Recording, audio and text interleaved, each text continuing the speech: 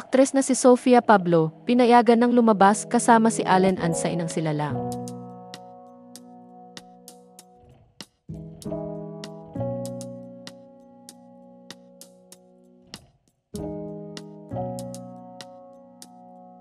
Isa ang aktres na si Sofia Pablo sa cast members ng upcoming Kapuso series na Prinsesa ng City Jail.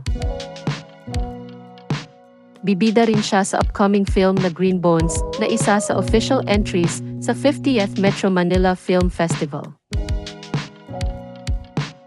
Naging bisita si Sofia sa programang Fast Talk with Boy Abunda nitong Miyerkules, December 18, 2024. Doon ay ibinahagi ng aktres na ngayong 18 years old na siya ay marami na siyang pwedeng gawin na hindi niya nagagawa noon. Ayon sa kanya, pwede na siya ngayon matutong mag-drive ng sasakyan na matagal na raw niyang gustong gawin at pwede na rin siyang lumabas kasama ang mga kaibigan niya. Kaya nang tanungin ni Boy Abunda ang aktres kung maaari na ba siyang lumabas kasama si Allen Ansay ng sila lang, sinabi ni Sofia na pinapayagan na siya ng kanyang ina na lumabas kasama ang aktor.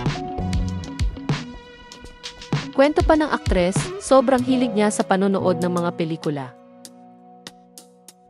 Anya, pinapayagan na kami ni Mommy. Nakakapag-movie po kami. Tas one time sabi niya, "Oh sige, manood kayo ni Allen." Sabi ko, "Ha? Totoo ba yung naririnig ko? Kami ni Allen?" Sabi niya, "Yeah.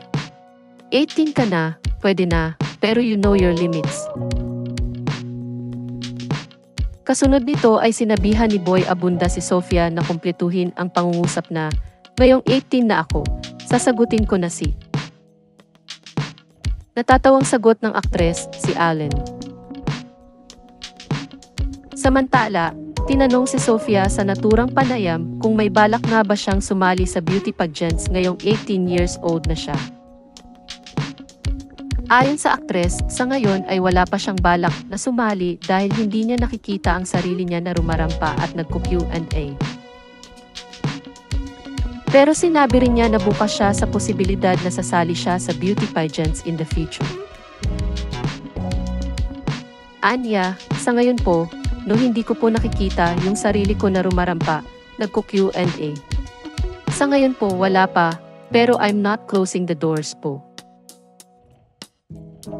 Mapapanood ang pelikulang Green Bones sa mga sinhan simula sa araw ng Pasko, December 25, 2024.